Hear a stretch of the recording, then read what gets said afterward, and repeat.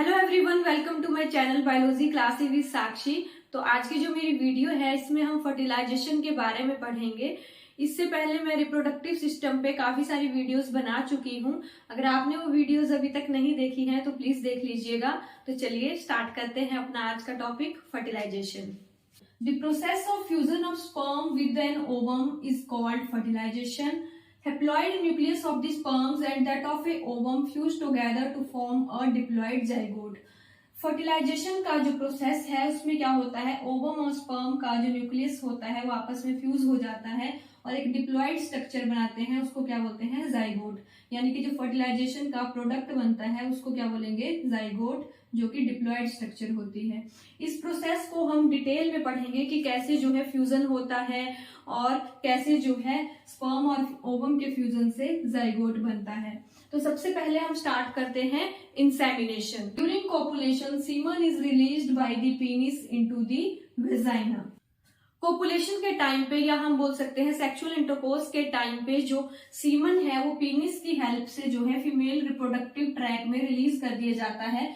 यानी कि हम बोल सकते हैं कि जो स्पर्म्स हैं उनको पेनिस की हेल्प से वेजाइना में रिलीज किया जाता है। सीमन का मतलब है कि जो स्पर्म्स प्लस जो मेल रिप्रोडक्टिव सिस्टम के जो ग्लैंड्स होते हैं वो कुछ फ्लूइड रिलीज करते हैं जो कि स्पर्म्स की मूवमेंट के लिए भी हेल्पफुल होता है। तो उसको कंबाइंड फॉर्म में क्या बोलते हैं, यानी कि फ्लूइड और स्पर्म्स को कंबाइंड फॉर्म में बोलते हैं सीमन।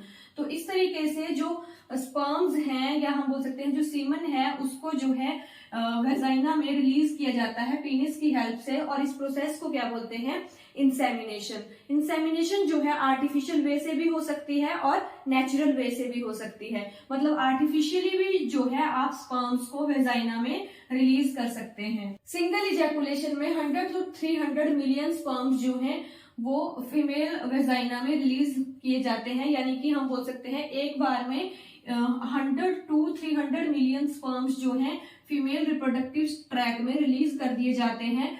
बट जो जहां पे ओवम होता है वहां तक सिर्फ 100 या 200 स्पर्म्स ही पहुंच पाते हैं और कोई एक सिंगल स्पर्म ही जो है वो जाके ओवम के साथ फ्यूज होता है। और अगर हम देखें कि फर्टिलाइजेशन की साइट कौन सी है रिप्रोडक्टिव सिस्टम में, फीमेल रिप्रोडक्टिव सिस्टम में, तो वो है एम्पुला रीजन में जो है फर्टिलाइजेशन का प्रोसेस होता है। ठीक है, तो अब मैंने आपको बताया कि काफी सारे स्पर्म्स जो हैं सिंगल इजैकुलेशन में कितने स्पर्म्स जो हैं 100 to 300 मिलियन स्पर्म्स जो हैं रिलीज होते हैं। बट उनमें से जो है 100 या 200 स्पर्म्स ही कहाँ पे पहुंचते हैं, एम्पुला रीजन में। यानी कि जो फीमेल रिप्रोडक्टिव सिस्टम का फेलोपियन ट्यूब का जो पार्ट है एम्पुला, वहां पे जो है 100 से या हम बोल सकते हैं 100 या 200 स्पर्म्स ही पहुंच पाते हैं। मिलियंस में रिलीज होते हैं बट यहाँ पे जो है 100 या 200 स्पर्म्स ही पहुंच पाते हैं। ऐसा क्यों? क्योंकि जो हमारा फीमेल रिप्रोडक्टिव सिस्टम है या हम बोल सकते हैं फीमेल रिप्रोडक्टिव ट्रैक है वो काफी लंबा ट्रैक है। यहाँ से जो है स्पर्म्स को यहाँ तक पहुंचना है, तो इसीलिए जो है स्पर्म्स को काफी ज्यादा क्वांटिटी में रिलीज किया जाता है ताकि कुछ स्पर्म्स जो है यहाँ तक पहुंच पाए और कोई एक सिंगल स्पर्म जाके जो ओवम है उसके साथ फ्यूज हो सके।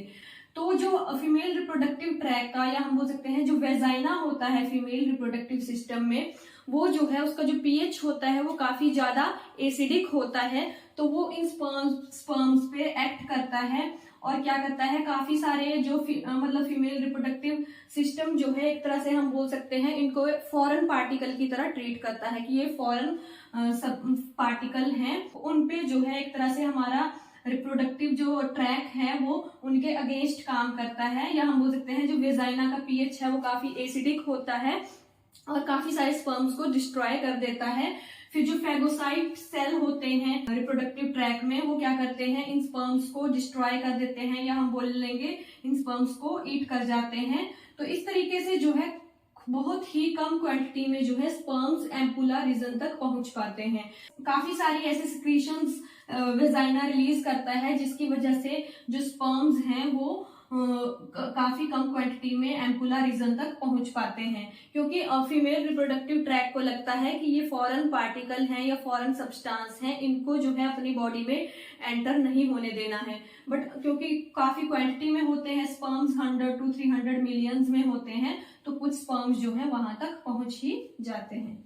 वेजाइना जो है काफी सारी वेजाइनल सिक्रीशंस करता है। वो जो सिक्रीशंस हैं वो स्पर्म पे एक्ट करती हैं और स्पर्म को एक तरह से हम बोल सकते हैं प्रिपेयर करती हैं, ताकि जब वो एम्पुला रीजन में पहुंचे और तो वो ओवम के साथ जाके इजीली फ्यूज हो सके। तो उसके लिए जो सबसे पहले हमें पता है ये एक स्पर्म की स्ट्रक्चर है, हेड, नेक, मिडिल पीस और टेल। हेड में जो है दो मेन एक तरह से हम बोल सकते हैं कंपोनेंट या पार्ट्स होते हैं, एक्रोसोम और न्यूक्लियस। जो प्लाज्मा मेम्ब्रेन है वो स्पर्म को एक तरह से प्रोटेक्ट करके रखती है। तो जो वेजाइनल सिक्रीशंस होती हैं वो प्लाज्मा मेम्ब्रेन पे एक्ट करती है और प्लाज्मा मेम्ब्रेन को वीक कर देती हैं, ठीक है। जो हेड रीजन होता है स्पर्म का, वहां से जो है प्लाज्मा मेम्ब्रेन को वीक कर देंगी। इसमें जो भी प्रोटीन, कार्बोहाइड्रेट्स होंगे उनको एक तरह से हम बोल सकते हैं डिस्ट्रॉय या डाइजेस्ट कर देगी और उससे जो है जो हेड है वो एक तरह से ओपन हो जाएगा, ठीक है। और जब वो ओवम के पास या हम बोल सकते हैं सेकेंडरी oocyte के पास पहुंचेगा स्पर्म, तो वो इजीली जो है वो पेनिट्रेट कर पाएगा। तो इस रिएक्शन को जो वेजाइनल सिक्रीशंस एक्ट करती हैं प्लाज्मा मेम्ब्रेन पर, इस रिएक्शन को क्या बोलते हैं? Capacitation reaction. तो कैपेसिटेशन जो रिएक्शन है वो अगर आपको क्वेश्चन आ जाता है कि वो कहाँ पे होती है, तो वो फीमेल रिप्रोडक्टिव ट्रैक में होती है। फर्टिलाइजेशन की अगर साइट पूछ लेते हैं तो वो कहाँ पे होती है? एम्पुला रीजन में। एम्पुला किसका पार्ट है? फैलोपियन ट्यूब का। 2 फैलोपियन ट्यूब्स होती हैं फीमेल रिप्रोडक्टिव ट्रैक में। तो इसका जो है एक पार्ट होता है एम्पुला, जो सोलन सा पार्ट होता है उसको एम्पुला रीजन बोलते हैं और यहीं पे जो है फर्टिलाइजेशन का प्रोसेस कंप्लीट होता है।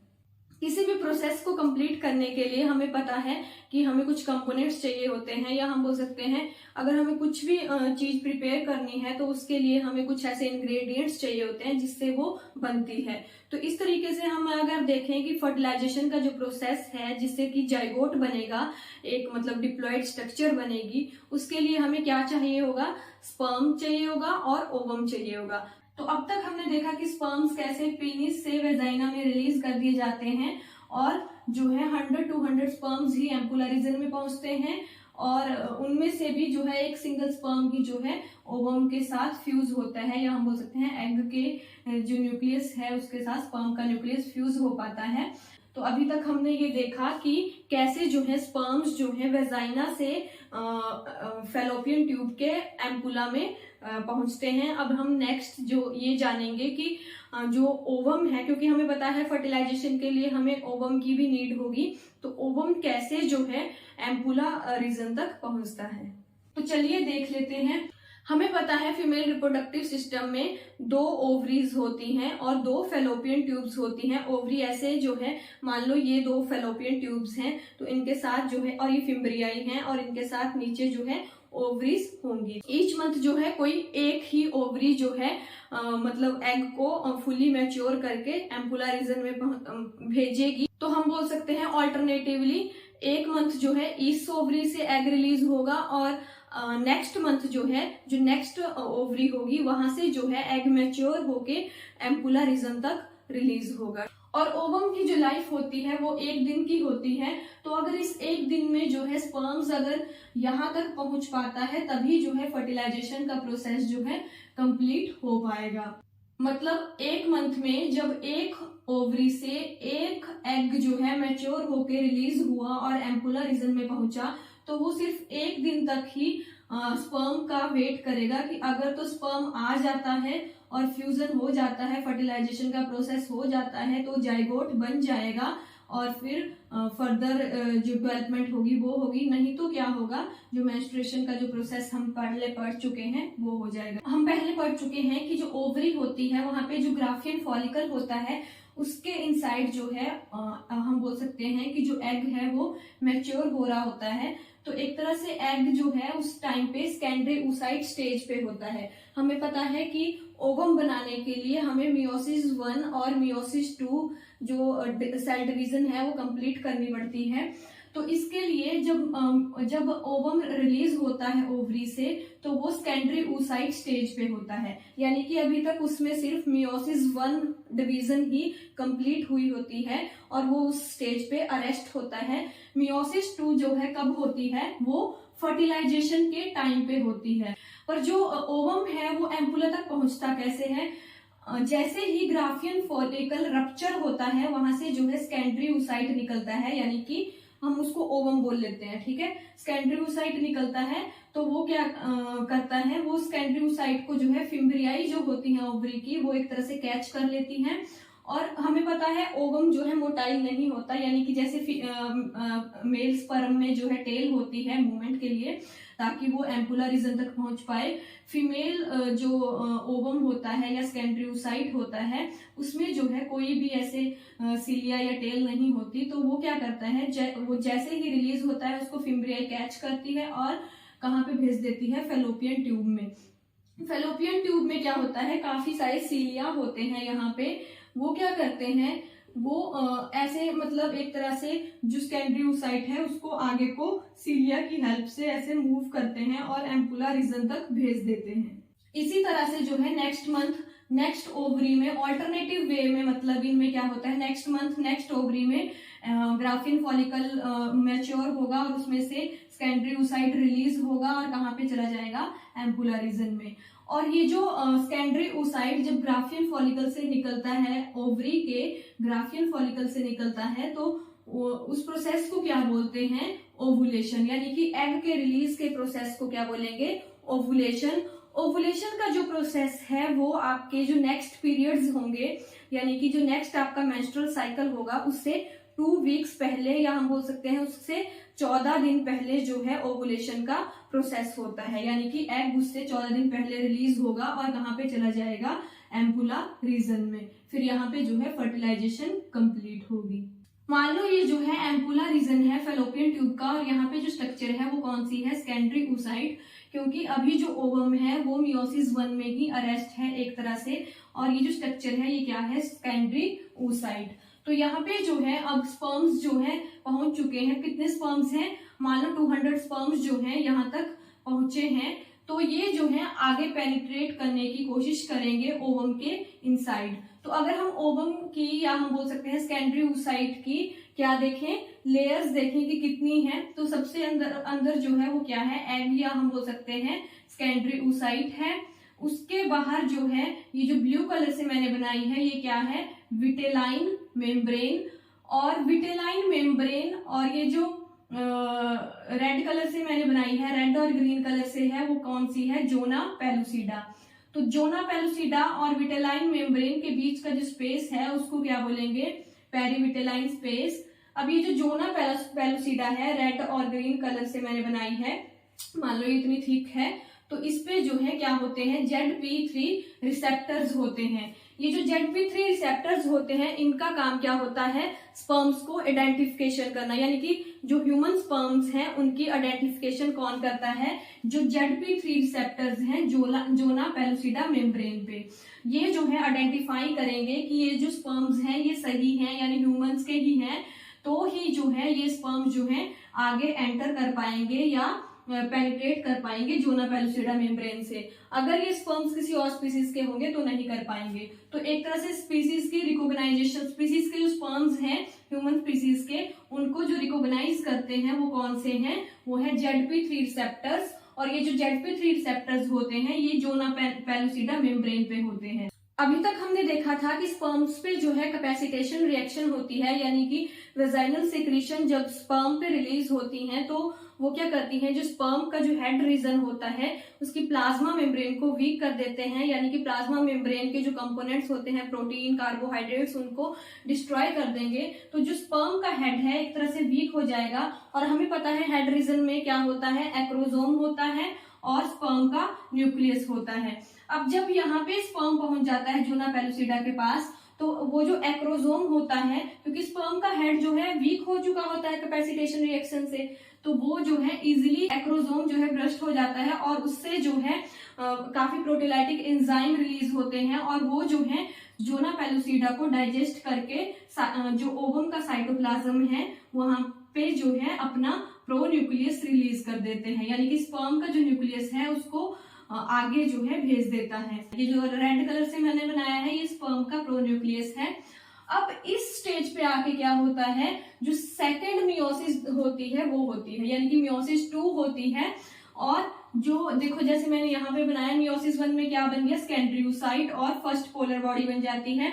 फिर जो सेकेंडरी oocyte है मियोसिस 2 में क्या होता है, सेकेंड पोलर बॉडी बनती है, ये जो है खत्म हो जाती है, यूजलेस होती है। और जो सेकेंड जो बनता है ओवम भी बोल सकते हैं या एग भी बोल सकते हैं।